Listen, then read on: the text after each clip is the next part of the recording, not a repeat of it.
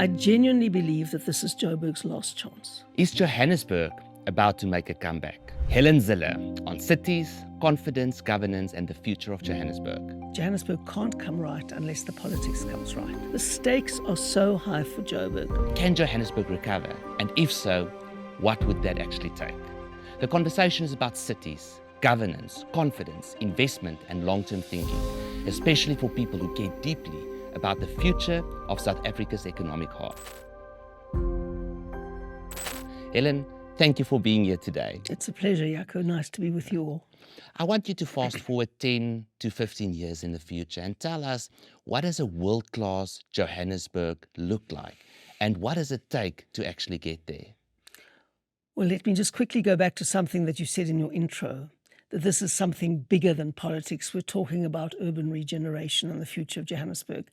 Well, let me say that Johannesburg can't come right unless the politics comes right, unless they get a good, clean government that is focusing on using ratepayers' money for the purposes for which they pay those rates, which is to provide basic services efficiently.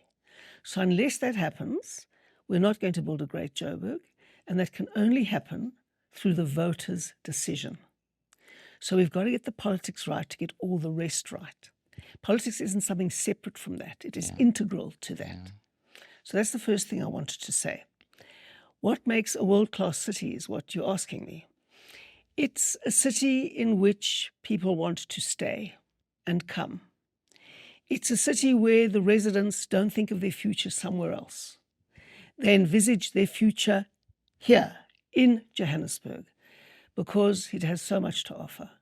It's an unbelievably buzzing city. It's a city full of capacity, and it's waiting for a good government to get the basics in place: reliable water, reliable electricity, good roads, good refuse removal, all of those basic things for it to take off. And the starting point is the basics, like you said, water, electricity, working traffic lights. Well, that's the main thing about local government. It's about those things. It's about the platform on which people can live their lives. You can't live your life without clean, reliable running water and electricity. And in the modern world, you can't live your life without good transport infrastructure, roads, traffic lights, street lights. Fixing roads, maintaining roads, all of that sort of thing is absolutely essential. Bylaws that are applied and that work, safe public open spaces, all of those things are the platform on which people build their lives. And if those things aren't there, people are not going to want to live in the city, if it's a city in decline, and certainly no one's going to invest in that city. So investment, growth, and jobs is South Africa's #1 challenge. Investment, growth, and jobs in that order come in a city where the basics work. Absolutely, absolutely. And do you see that it's possible to turn Johannesburg around in the next 10 to 15 years? Look, Joburg is very broken, worryingly so, but I really do believe that there is a good chance of fixing it if we work together. And if we get honest, hard-working, clean government, then there is a real chance of doing it. Won't be easy, won't happen overnight, but we can get there. You've actually been mayor of one of the best cities in the world, and I believe one of the best run cities in the world. And maybe you can share with us a little bit, what were the things that you focused on? What were the things that really made a difference when you were mayor of Cape Town? Well, first of all, let me say that that was an easier job than it will be in Johannesburg, because the ANC hadn't been in power all that long in Cape Town. So they hadn't had the opportunity to destroy it as they've done in Johannesburg. They hadn't had the opportunity yet of taking out all the good professional public servants and putting in cadres everywhere that served the ANC before they served the residents. That hadn't happened yet in Cape Town. There were many highly competent, independent, professional public servants who took their job very seriously. So that made Cape Town a completely different kettle of fish. Also, the decay in the infrastructure wasn't that bad. It was happening, but it wasn't nearly that bad. the corruption wasn't nearly that bad. Of course, we had Mr. 10%, and it was quick to deal with him, and a couple of other things, but the rot wasn't systemic. In Joburg, the corruption is the system. In Cape Town, you'd have one or two people who were corrupt. Here, you've got a situation where you've got a few honest people who keep their head below the parapet. And I'm very grateful to the honest people who there are there, and probably they're more than I think, because they're keeping so quiet. But the syndicated corruption in Joburg is real, and it makes it much, much more difficult, especially with whistleblowers being assassinated. So that makes it a lot more difficult. But in Cape Town, what I focused on were a couple of things. Firstly, the city was running out of money very fast, wasn't able to balance its budgets, it wasn't able to predict its income. And a colleague of mine, Ian Nielsen, who's got a lot of experience with city finances, was the key person who worked with me to stabilize the city's finances and to get us on the road again. And then the second thing that we did was make sure that really competent, independent professionals were appointed to key positions. And that was the basis on which we fixed things. Amazing. A question that I want to ask, I love walking in Cape Town CBD, and it wasn't always what it is now. I've been in Johannesburg CBD. There's a lot of work necessary there, but it's actually such a beautiful place. If you look at the buildings and the architecture and everything that is there, is it possible to turn Joburg CBD around like many cities have done across the world? Well, the great examples of urban regeneration and turnaround of severe urban blight are places like Detroit and Bogota, and I've obviously read a lot about them. But people mustn't think it's going to happen overnight. In Cape Town, we arrested the decline before it had got very far. Yes, there were a lot of muggings. There was clear sign of urban decay and people moving out of the city centre, but with some very visionary business people. And I must really identify Theodore Yach as one of the key people in that. We could form a city partnership between municipal government and the business community to make sure that Cape Town didn't go the way of other urban centres in South Africa. And lots of people were critical of us. They said, well, why are you worrying about the inner city? I mean, please, there are much more important places to worry about. And my reply was, we worry about everywhere, but you never kill the goose that lays the golden egg. You never kill the goose that lays the golden egg. We need that income generated through rates, through service charges, because that's how we are able to subsidize the poor. Of course. Now, we obviously also massively encouraged decentralization of urban nodes. So you've got many urban nodes in Cape Town so that you don't only have everybody coming to the central city, although a lot do.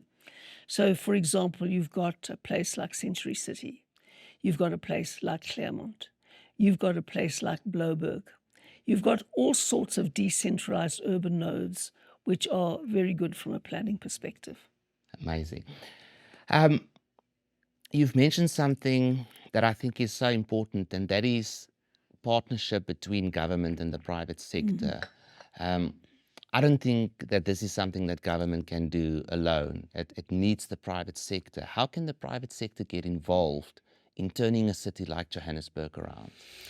Well, when I speak about private sector, I'm talking not only about businesses, but the many, many civil society organizations that exist in Joburg. And one of Joburg's greatest strengths is what I call its social capital. Because for every problem you find in Joburg, you'll find a group of people trying to fix that problem. And it is actually inspiring to see. One of the unintended consequences of bad government is strong people. It's amazing to see that. And everywhere I go, there are people coming together in organizations, fixing things and improving things. Just this morning, I read a piece by a woman that I don't know at all. Her name is, I think it is Laurice Tates Buntman, if I read that correctly. And she wrote an article about the inner city of Joburg, and I was quite inspired by what she wrote there. And I'd never thought of this, using education as a lever for urban regeneration. That's what she was writing about. And I thought, this is really very fascinating as a concept. Then I was thrilled to see also in that piece that the leaping impalas are still around. I thought that whole statue had been wrecked, because I went back to the place that it always was, and there's nothing left. And I thought, oh my goodness, this has also been stolen. But there the leaping impala are, I think, around 45 Main Street or something like that. So, I get inspired by stuff like that, because this is ordinary citizens getting out and doing things. There's something called the Maharishi Institute, I think it's called, that I read about there. There's Josie My Josie. There are lots of excellent sponsors for these inner city regeneration initiatives. And as she rightly says, most people wouldn't go near the central city of Joburg if they were paid to do so. But actually, if you go there and scratch below the surface, there's lots of really positive stuff happening. We are actually sitting, I've got a couple of thousand property investors as clients of mine. We set up their companies and their trust structures, and I can see there's a shift. There's a lot of people starting to aggressively buying up property in Johannesburg, myself included. And it's a little bit early, but I think that is the exact time when you should be investing in property, is before the big change comes. Would you say that property in Johannesburg is currently undervalued? Yes, I absolutely would say that. I mean, when I see what you can get in Joburg versus Cape Town, you can buy a mansion in Joburg for what you would buy maybe a 2-bedroom flat in Cape Town. Now, many people say that Cape Town is overpriced, and they are very upset with the cost of renting properties in Cape Town. And I understand where young people are coming from, I really do. But it is the question of supply and demand. When you've got one city that really works in South Africa, where you have that city being feted all over the world and being named the best city in the world, especially for tourists, you will, over a tourist season, attract 11 million visitors to the city, which is huge.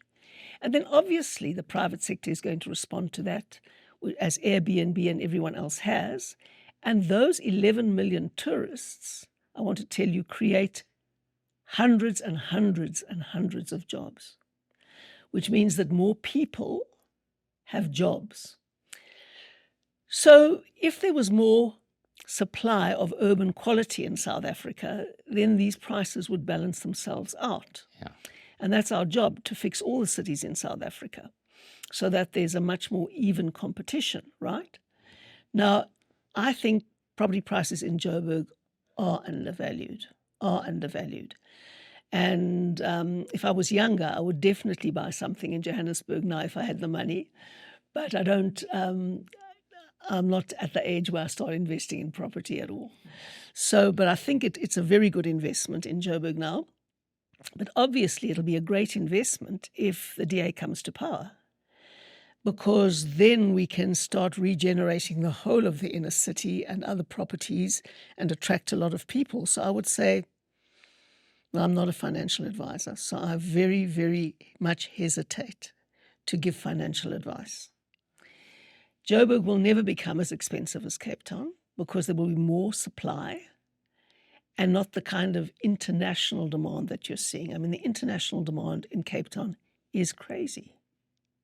And right along the coast of the Western Cape is crazy. And that's the consequence of good government, but also a beautiful environment. So I don't think we'll ever have quite the same problem in Johannesburg. I hope we don't. But I hope we have the advantage of really good government, so that people want to build their futures here. Maybe they'll go to the coast for a holiday, but that people want to build their futures here. They want to stay in Joburg. This place has got the best climate in the world. It really has got the best climate in the world. It is spectacular. I love it here. I was sitting working yesterday when the huge thunderstorm came over, and it was just such joy. Today, the lovely soft summer rain. It is just lovely. And we can make the city what it should be. Helen, if you were to be the mayor of Johannesburg, what would be the very first things that you address? Well, the first thing is the dire financial state of the city. It's a 80 billion rand budget, I believe. It's almost 90 billion rand Almost 90 budget. billion rand. Now, I don't know how you can plan a budget without a reliable billing system. You have to be able to project how much you will bring in so that you can project a balanced budget. And you can't do that in Joburg at the moment. The billing system is in complete chaos. And until you fix that, you're not going to fix the finances of Joburg. If I just had to think of a business that generates 80 or 90 billion rand of revenue, that's not a small business. That's a big machine. It's a massive machine, and it is a very clunky machine. It's got huge inefficiencies and is riddled with corruption, which is terrible. And I often think part of the inefficiency is useful to people who want to be corrupt, because you can hide a lot of things in a very inefficient system. So we would have to look at the billing system. We would have to look at ring fencing the finances for the basics.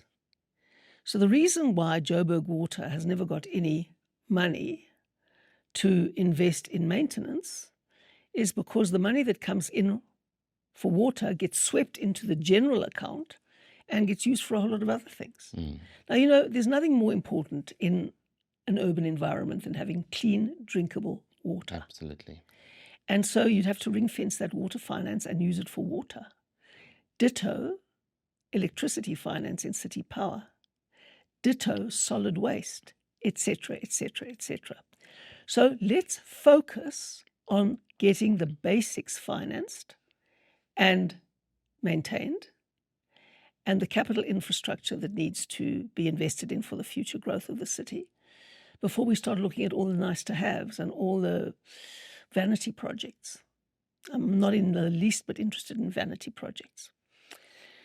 So now the maintenance backlog in Joburg is twice the annual budget of Joburg. It's almost 200 billion rand. That's just the maintenance backlog. And you've got water systems that are literally crumbling. I've seen photographs of pipes that have eroded away. They don't exist anymore. And then they have to bypass that pipe, and it's just drama and chaos. And every time they fix a burst here, there's a burst there, because it hasn't been maintained for 30 years. And they've reached the end of their natural life. Now, in Cape Town, maintenance is a very fundamental part of utilities. And here, they only managed to do, I think it was 20 kilometers of pipe replacement in the last financial year. We should be doing 200 kilometers per year. And even that can't catch up the backlog. So all the basics need to be fixed. That water problem is a crisis. And not too far behind is the sewage problem. Because if you don't have wastewater treatment plants that are functioning, and if you're not planning ahead to invest in them for the growth of the city, we're going to have what the mayor of Cape Town calls a poonami. We are literally going to have a poonami. And that is something that has to be dealt with very, very seriously. So these basics are the only thing I will be looking at. One of the reasons why we are so excited about Johannesburg is that we believe that Johannesburg is close to the bottom of a cycle. Now, one sees a lot of governments go through cycles. You see a lot of city go through cycles. And the reason why myself and so many property investors are aggressively acquiring property in Johannesburg now is because of the fact that property is so cheap.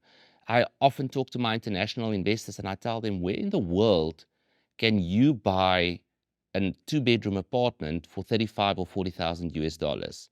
And that in a city that could be world class if a couple of things are taken care of. Now, what makes Johannesburg such a phenomenal city to invest in is the fact that the yield is so good. Now, when we talk about the yield, it's the comparison between the rent and the value of the properties. And I don't think it's because the rent is high. I think it's because the values are so low. And that is generating exceptional returns. But these returns could really turn into something phenomenal if values of properties start to increase. And if there's proper proper capital growth or capital appreciation on the investments that people are making. Now, a lot of people are despondent because they bought houses or properties 20 years ago and they haven't seen much capital appreciation on their properties. The first properties that I started buying in Johannesburg, which is almost 15 years ago, I can buy those properties for exactly the same price today than what I paid 10 or 15 years ago. And I actually am. Whereas in a city like Cape Town, that is not going to happen. And I think it was the mayor of Cape Town that said that that is the cost of success, is rising prices of properties. Would you agree with that? Well, a lot of people in Joburg say to me, are you also going to make Joburg unaffordable? And I say that is absolutely not our aim.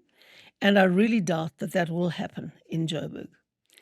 I've seen some very exciting inner city projects in Joburg for affordable housing, where the private sector buys up those blocks, they refurbish them completely, they divide them into small units, affordable units, with, for example, collective laundry systems, sometimes even collective kitchen systems. And then they very much monitor on biometric access the people who come in and out, so that you can't get hundreds and thousands of people moving in and living in the corridors and places like that. And then these are beautiful, affordable, accessible, dignified places to live. Now, I went to Davey Street and N Street in the central city of Johannesburg, near where I used to work, near Moy and Main Street. And I was just blown away by the quality and the affordability of the dignified, lovely, refurbished units that exist there. And those are for student accommodation. So you see, the demand in Johannesburg has a totally different pattern from the demand in Cape Town. The demand in Cape Town is for everybody to try and come in and buy in Cape Town to turn it into a high-end luxury accommodation in certain parts of Cape Town. Certainly the city centre right the way up the Atlantic coast. Seaboard, The Atlantic seaboard, no Cape Townian can afford a house there. If you got one years and years and years ago, well, lucky you. But I mean, certainly we could never afford a house there. But that's not the same kind of market that is trying internationally to get a property in Joburg. And the business sector plays to their market, right? So if you're going to buy a building in the central city of Joburg, you're not going to try and sell it to a billionaire in America. You're going to say the market here is people who are working people who need a flat near to where they work. How do we do this to make it affordable? And that is exactly the advice that I'm giving to my clients as well, is the power of affordable accommodation. To tell you about something that we are busy with, I actually flew to London a couple of years ago to go learn about what they call HMOs, homes with multiple occupants.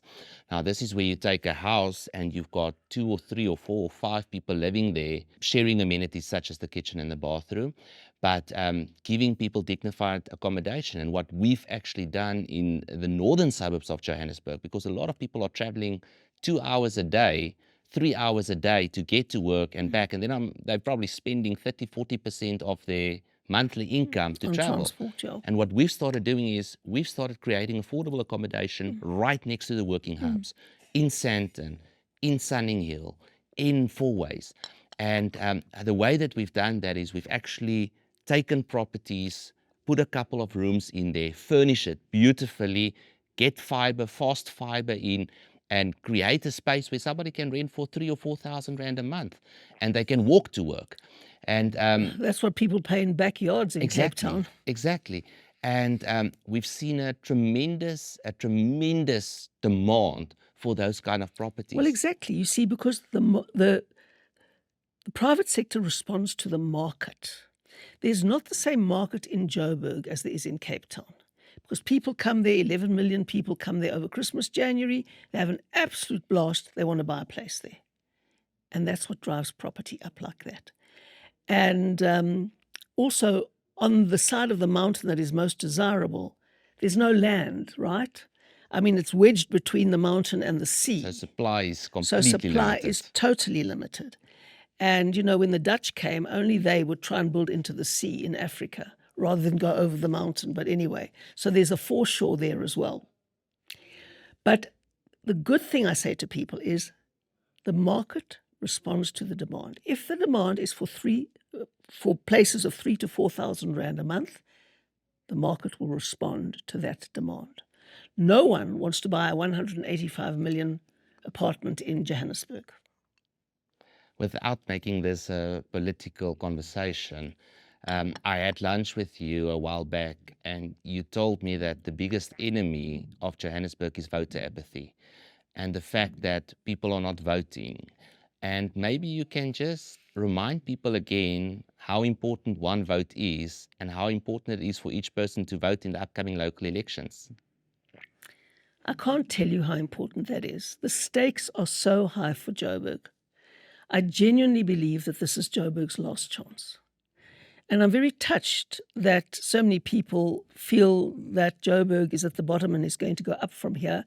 But I also feel the extraordinary weight of responsibility to make that happen. Now, people don't understand how the voting system works, and that's half the problem. So if people live in a strong DA supporting ward, they think the only contribution they have to make to a DA-run city is to get a DA ward councillor. That's not true.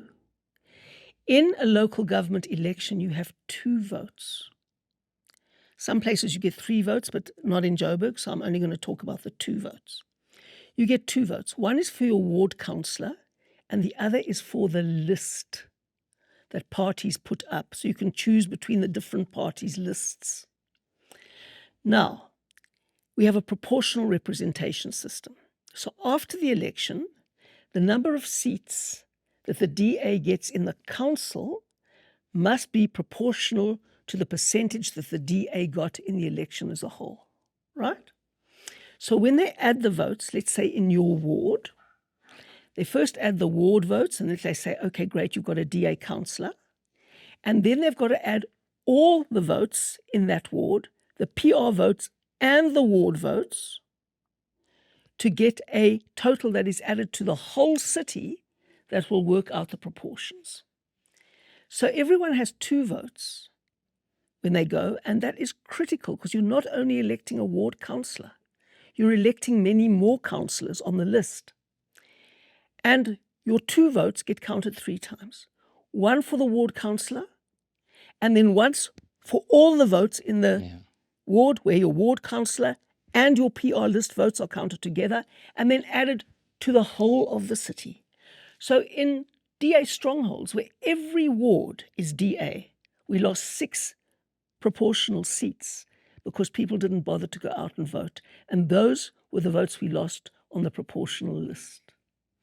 In the whole of Joburg, we lost 35 seats because of voter apathy. And even though in those wards we got them a DA ward councillor, they didn't bring us those 35 extra seats. And in this coming election, that is going to be the margin between winning and losing. In the last election, we got 26% of the vote in Joburg. You don't have to be a mathematician to know that if everybody who voted DA in that election brings just one more person with them to vote, who didn't vote DA last time or who didn't bother to vote last time, we'll get a majority. It's that simple. But people must first register. They have to register. And that's an important thing, because if you're not registered, you can't vote. Well, so the registrations are critical. more important than the voting almost. Critical. The registrations are critical. That's why we say, you know, the first big campaign we run is to get people registered. The number of people who come to us on election day and say, where can I register? I want to vote.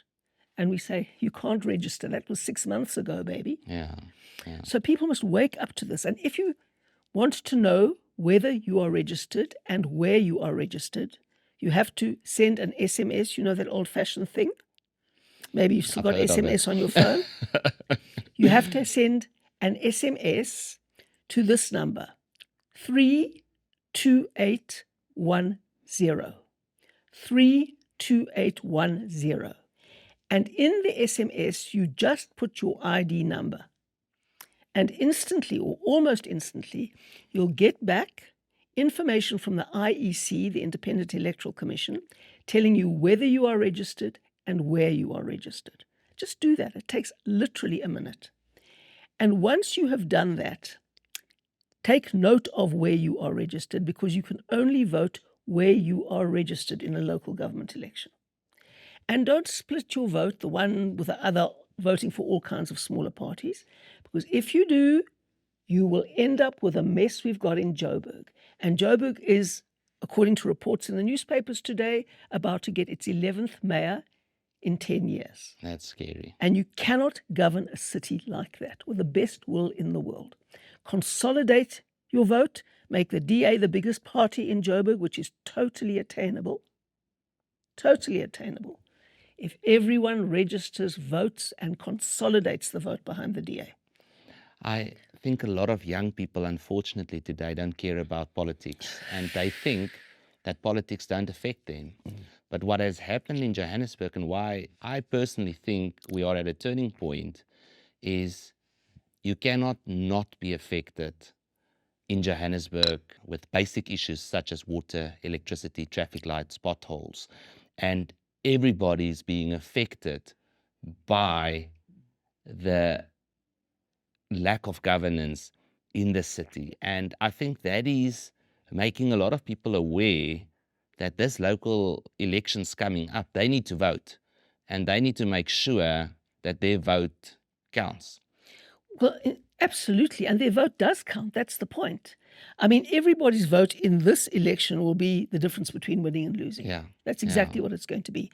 And there's one thing that really enrages me in South Africa when people don't bother to get registered and go and vote. The number of people who paid with their lives to get the right to vote is something you have to see to believe. And it's your only lever. Don't go and toy in the street with a placard. Use your power when you've got it, because you can hold the government accountable by your vote. So it doesn't help to say complain and moan and this and that if you don't vote. In fact, if you don't vote, you lose your right to complain. That's my view. Absolutely. It's amazing, Helen, to see somebody that is ready to fix this city, ready to tackle this beast, and the optimism that you have about what Johannesburg could be. 100%. This is a great, great city. It really is a great city, and it can be one of the world's great cities. There's so much happening here. There's so much decency, goodwill, can do, all those fantastic attributes. And we just have to pull it all together. We have to partner with each other, and we have to say, Joburg can be up there with the world's greatest cities if we just put our backs into it. Right. Helen, thank you for joining today. It's a pleasure. Thank you, Jaco. I'm Jaco Grobler, the founder and CEO of Prosperity Enterprises. If you would like to see more of this content, remember to like, share, and subscribe. Thank you.